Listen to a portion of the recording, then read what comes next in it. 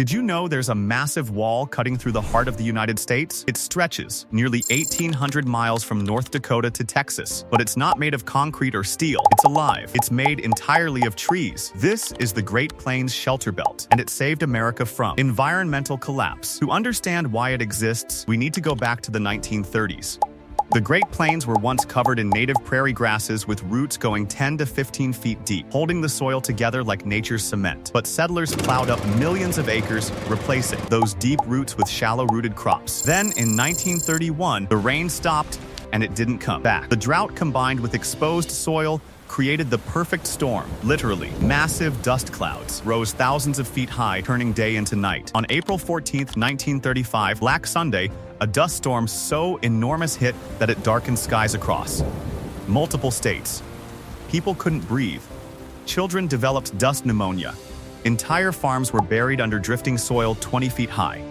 Thousands of families lost everything, becoming refugees in their own country. This was the Dust Bowl, and it was an American catastrophe. President Franklin D. Roosevelt's solution seemed almost too simple: plant trees. In 1934, he launched the Great Plains Shelterbelt Project, a plan to create a living wall of trees running north-south across the plains to break the prevailing winds.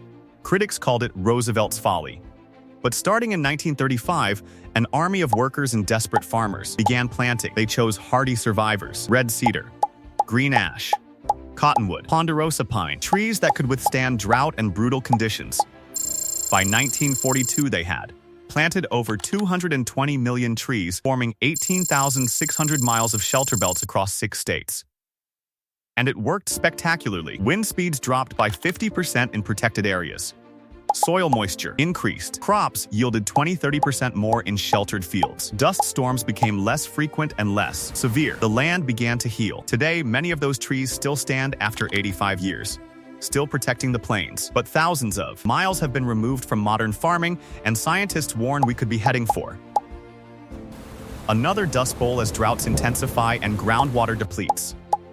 The Great Plains Shelterbelt proved that massive environmental damage can be reversed with science, patience, and collective action. At the height of the Great Depression, America invested in planting trees that wouldn't mature for decades, trees for their grandchildren. That's the kind of long-term thinking we desperately need today. The living wall is still standing. The question is, what are we planting for the future? Subscribe, like, share.